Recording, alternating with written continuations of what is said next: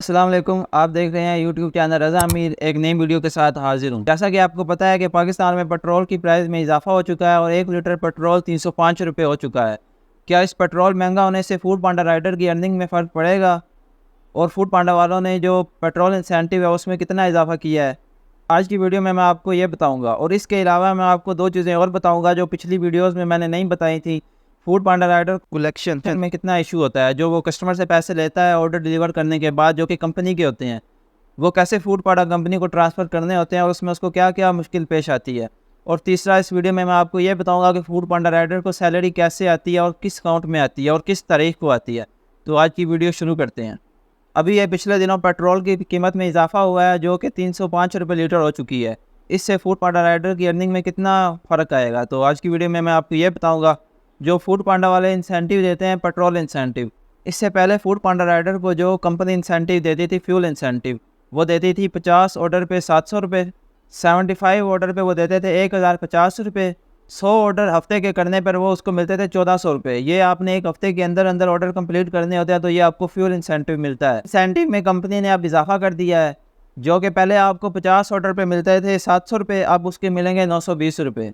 75 order पे पहले आपको मिलते थे 1050 रुपये, अब आपको मिलेंगे 1380 रुपये। इसी तरह 100 ऑर्डर पे पहले आपको मिलते थे 1400 रुपये, अब मिलेंगे 1840 रुपये। ये कंपनी ने फ्यूल इंसेंटिव में इजाफा किया है। इसका जो डिफरेंस है वो 50 ऑर्डर पे 220 रुपये आया है, 75 ऑर्डर पे 330 रुपये आया है और 100 ऑर्डर पे जो इनका डिफरेंस है वो 440 रुपये आया है। ये जो फ्यूल इंसेंटिव है वो आपको एक जो हफ्ते के पूरे हफ्ते के जो ऑर्डर होते हैं उन पे मिलता है। अगर आपके ऑर्डर 50 से 75 के दरमियान है, मतलब 50 से ऊपर है और 75 से नीचे है, तो आपको पहला वाला मिलेगा। अगर 75 और 100 के दरमियान है तो फिर दूसरा वाला मिलेगा। अगर 100 ऑर्डर हफ्ते के हैं या उससे ज़्यादा है तो फिर आपको जो तीसरा है वो मिलेगा। जो पर ऑर्डर अमाउंट मिलती है राइडर को, उसमें इजाफा नहीं होता जब पेट्रोल में इजाफा होता है। जब भी पेट्रोल में इजाफा होता है तो उसका जो ये फ्यूल इंसेंटिव है इसमें कंपनी इजाफा करती है, जो पेट्रोल का इंसेंटिव है। इसके अलावा जो पर ऑर्डर है वो आपका वही रहता है। पर ऑर्डर आपको वही पैसे मिलेंगे, दिन में 50, 60 और 70, और रात में आपको 70, 80, 90, 100 इस तरह मिलेंगे।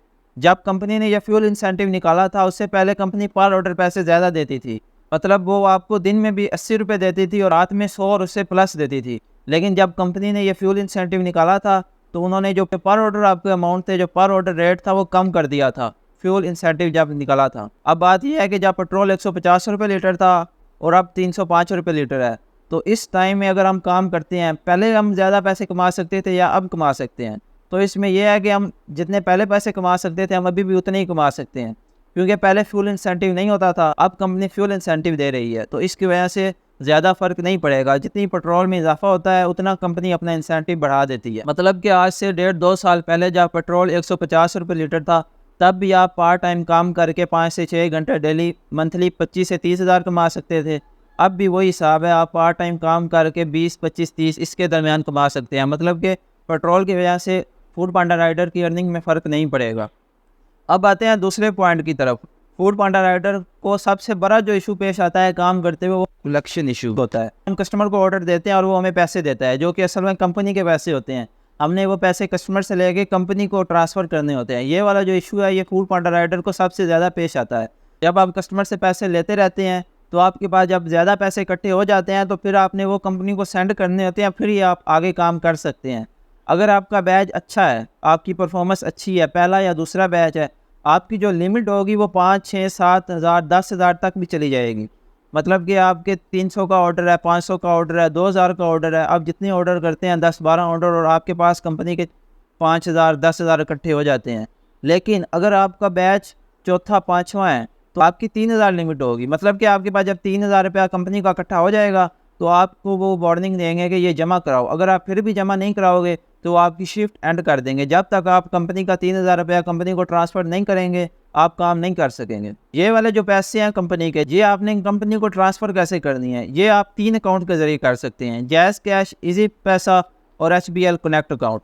अब इस अकाउंट में पैसे ऐड करवाने के लिए आपको रिटेलर के पास जाना पड़ता है, जैज़ कैश, इजी पैसा वालों के पास। जब आप उनको कहते हैं कि हमने पैसे डिपॉजिट कराने हैं तो वो 1000 रुपये के साथ 10 रुपये चार्जेस करते हैं। ये वाला इशू सबसे ज़्यादा मेन है। 1000 के साथ जो ज़्यादातर रिटेलर हैं वो 10 रुपये ही लेते हैं। तो इसका ये मसला है कि आपको 5000 रुपया कंपनी को आपने ट्रांसफ़र करना है तो 50 रुपये आपको उसके ऊपर एक्स्ट्रा पड़ जाएंगे, जो आपको अपनी जेब से देने पड़ जाएंगे।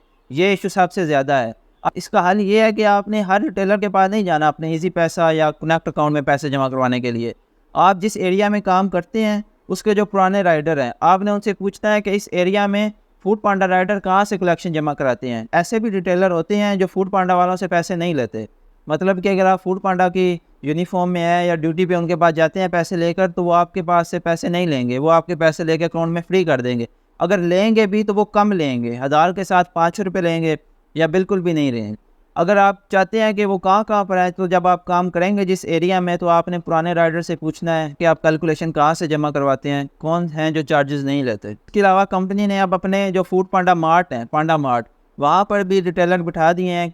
सब पे नहीं बिठाए, किसी पर, जो कि फ्री आपकी कैश डिपॉजिट करेंगे। इस इशू का जो दूसरा हल है वो ये है कि आपने पहले से ही 5 से 10 हज़ार अपने पास एक्स्ट्रा रखना है। आपने जॉब पर जाने से पहले किसी रिटेलर जो कि पैसे नहीं लेता या कम पैसे लेता है, उसके बाद जाना है और अपने अकाउंट में 5 से 10 हज़ार पहले से ही डिपॉजिट करा लेने हैं। आपने जब शिफ्ट पे होना है तो आपने जब कस्टमर से पैसे लेते रहना है और वो आपके वॉलेट से माइनस होते जाएंगे। तो जब 3, 4, 5 हज़ार माइनस हो जाएंगे तो आपने अपने अकाउंट से फूड पांडा वालों को पैसे सेंड कर देने हैं, तो आपका वॉलेट ज़ीरो हो जाएगा। अब अक्सर ये होता है कि एतवार वाला दिन होता है, तब इजी पैसा जायज़ कैश वाली दुकानें भी बंद होती हैं, या रात की आप शिफ्ट कर रहे हैं तो 12-1 बजे तो दुकानें बंद हो जाती हैं।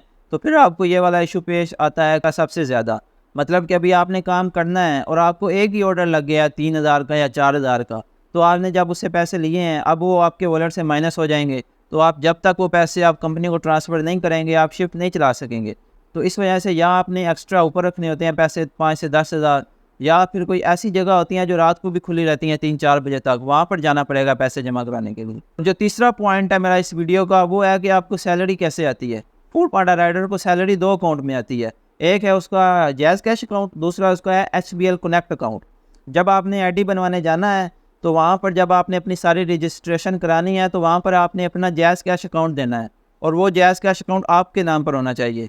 तो आपने उनको बता देना है कि ये जिस नंबर पे आपने फूड पांडा की ID बनवानी है, या उसी नंबर पे जायज़ कैश बना लें, या कोई और या किसी और नंबर पर जायज़ कैश बनवा कर उन्हें आपने वो बता आना है कि मेरी सैलरी आपने इस अकाउंट पर भेजनी है।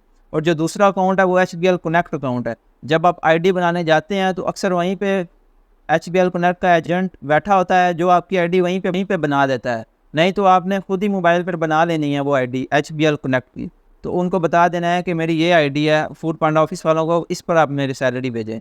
अब बात है कि आपकी सैलरी किस तारीख को आती है। फूड पांडा राइडर की सैलरी महीने में 4 दफ़ा आती है, हर हफ्ते बाद आती है।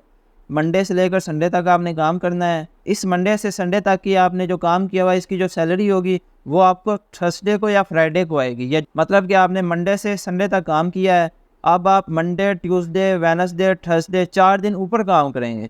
फिर जो आपका पिछला हफ्ता है उसकी सैलरी आपकी जुमे वाले दिन या जुमेरात वाले दिन आपके अकाउंट में आ जाएगी। आपको जो ये सैलरी आएगी वो आपकी इन्वेस्टिगेशन के बाद आएगी। इसमें आपकी 2-3 चीज़ें देखी जाएंगी। एक, आपने कि इस हफ्ते में आपने कंपनी से कोई चीज़ तो नहीं बाई की, शर्ट, बैग वगैरह। अगर आपके कोई पैसे कंपनी ने अगर आपने कंपनी को कोई पैसे देने हैं तो वो आपके इसमें से कट जाएंगे।